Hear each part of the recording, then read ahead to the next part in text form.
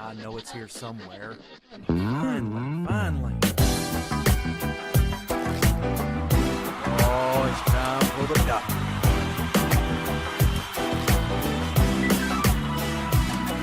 You're listening to Dr. Bill, the computer curmudgeon. Take it away, Doctor.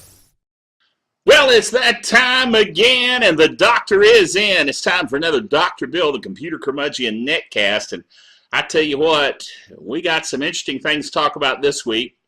Not a plethora of things, but we do have a few, and those few are interesting.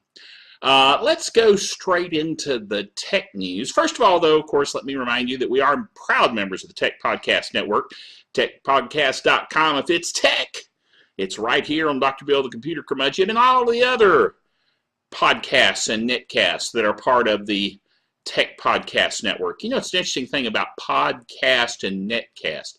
Podcast is more generally accepted, but netcast to me just seems to make more sense. A broadcast covers a wide area like what you cover with a TV station or a radio station. A netcast is talking about covering the internet. A podcast makes it sound like it's only on an iPod. And I know a lot of you watch the netcast on your Droid like I do, or on your TV at home by going over the Roku box. Lots of other ways. iTunes on your computer. I mean, there's just lots of ways to get netcasts. So there you go. So that's why I call them netcast. You can call them Fred if you want to. I don't know why you would, but you might want to. It's perfectly okay with me. Yes. Anyway, the thing about it is we've got stuff for you, as we always do. And since I mentioned the Roku box, let me mention that Roku is one of our sponsors. And of course, we want to give them a thumbs up because they do such an amazingly cool job with their technology. I've got a Roku box that I got for Christmas, and I love it. I love it. I love it. I love it. Actually, I got it for my birthday, which is very close to Christmas. So sometimes I forget which present I got when. As long as it's tech and it blinks and is all kinds of computery looking, then I just am for it. You know what I mean? Anyway, the Roku box is awesome. If you've been planning on getting one, then you need to go just like it says right here, right in this little area here on the screen. Go to drbill.cc, drbill.cc. Click on the Roku ad outlined in red. Go to their site, buy a Roku box, and it'll help the netcast. That's a good thing. You're planning on getting one anyway. Might as well. They start at $59.95. I mean, come on. You know, go to the movies, get some popcorn and a drink. You're pretty close to getting it. You know what I mean? It's kind of sad, actually. But anyway, that's a whole nother story. Let's go into the tech news. We're looking at restrictions that are coming to cloud storage. Sad to say, so many sites have offered unlimited storage online, and 50% increase in the past year in people that are taking advantage of online storage. So the vendors are going like, dude, they're eating up all our disk space. And you know what? Disk costs real money. Yeah, I know, because I put a lot of disk in a lot of machines, and they do cost real money. But at any rate, since they do, of course, the fees are going to go up, supply, demand, that kind of thing. So get ready for it. It's coming. And if you got a great deal, hang on to it, because that cloud storage, I really like it. I think it's awesome. Next item, the end of the Apple server biz. Now, whoopee-doo, I didn't care about Apple servers. I came that close to getting one time because I wanted to work with video and wanted to stream video, and I thought, well, maybe I should buy an Apple server and blah, blah, blah.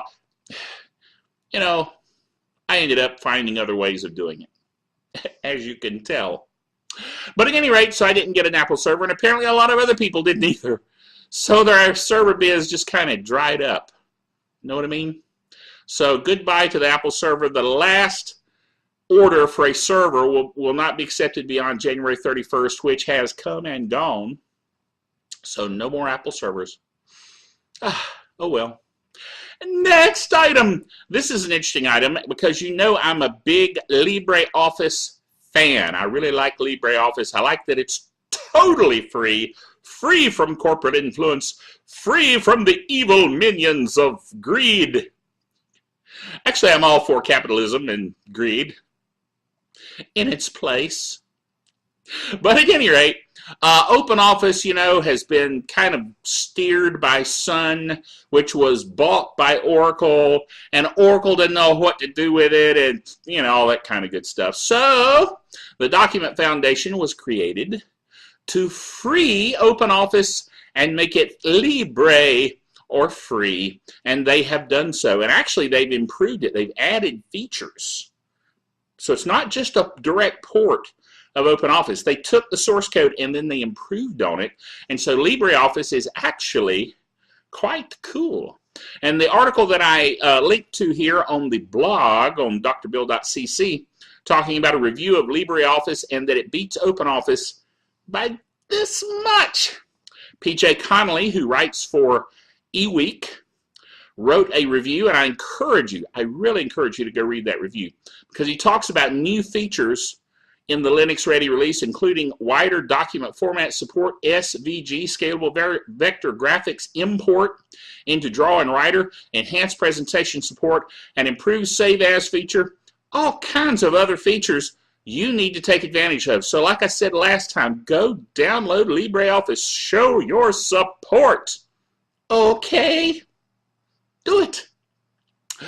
Oh, the next thing, of course, as the drum roll tells you, is Geek Software of the Week. The Geek Software of the Week this week, I really like. Now, let me tell you the dilemma. The dilemma is this. PDFs are ubiquitous. There's that word again. You know, I used to talk about in one of the netcasts, a few netcasts back, about ubiquitous Wi-Fi. Well, there's a lot of things that are ubiquitous. And one of those things is PDF files are PDF files. English is just such a weird language. Anyway, portable document format PDF, pioneered by Adobe, and you can get a free Adobe Reader. It's free, yes, but it is huge, monstrously huge. It eats up your computer with its largeness. Okay, I'm exaggerating a bit, but at any rate, it is clunky. It's gotten so big. Now, the latest versions are better than like version 7 and 8. Version 9 and what, 10? Is 10 out yet? I don't know. Anyway, I don't know because I don't use it. I've been using Foxit Reader. That's what I've been recommending. But I have uninstalled Foxit Reader, and I've uninstalled Adobe, and guess what I'm using out? Yeah, you guessed it, the Geek Software of the Week. This is a free and open source PDF viewer, dude, and it's awesome and so small. You won't believe how small this thing is. I downloaded it and thought, did that download mess up? It can't be that fast. Oh, yes, it was. Then I installed it, and it was like, bloop.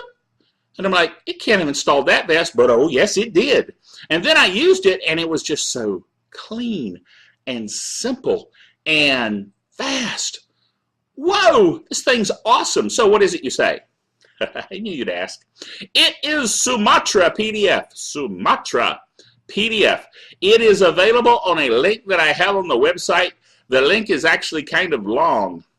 It's blog.kowalskick.info/software/Sumatra PDF/free-pdf-reader.html. It's easier just to remember drbill.cc and read the article on the Geek Software of the Week, and there's a link there that says Sumatra PDF, a small free PDF viewer for Windows. Click that and you can get it. I'll also have a link in the show notes for this episode. Okay? So you can get it very easily, and I'd encourage you, just uninstall whatever you got and install this. It's not shiny like a lot of applications with all kinds of fancy widgets and stuff. But see, that's what I like. It's just clean and simple and small, and it just works. Dude. So go check it out. You'll like it. Okay. Also, I've had some great comments on YouTube about some of the more recent netcasts. There have been some very helpful comments on there, and I appreciate it. So keep those comments coming and keep subscribing via YouTube. Matter of fact, all the places you can subscribe, there's just so many, you just can't miss the netcast. Like what, you might ask? Well, if you look on the website, drbill.cc, you look over on the right-hand side, scroll down just a bit, you'll find social networking. You'll find a link to the Dr. Bill YouTube channel, to the following me on Twitter, to the Facebook page. Come on, folks, join the Facebook group. There's only a few folks there. Makes me feel lonely. I can hear the, the crickets chirping. Chirp, chirp, chirp in the background. Come on, join up. Anyway, you can also find me on LinkedIn, on Vimeo, and blip.tv. What is it? Blip.tv, yes. Blip.tv. Matter of fact, the Blip feed is kind of interesting. It's just drbilltv.blip.tv. How many TVs do you need? At any rate, you can also go to drbill.tv, drbill.tv, and you can always watch me there on the netcast. Whew. And of course, there's iTunes, man, Blueberry, wow, techpodcast.com, Podfeed. I mean, there's just so many places you can get Dr. Bill. I'm just a popular guy. What can I say? Anyway, that's it for this week. I told you there was a few kind of short things, but mostly I just wanted to check in with you and see how you were doing. You okay? Good.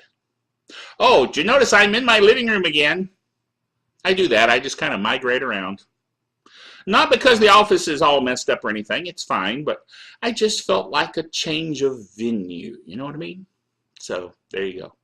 Anyway, that's why the lighting is a little odd. Don't let that bother you. Bothers me a little, but don't let it bother you. Anyway, until next time, the doctor is out of here.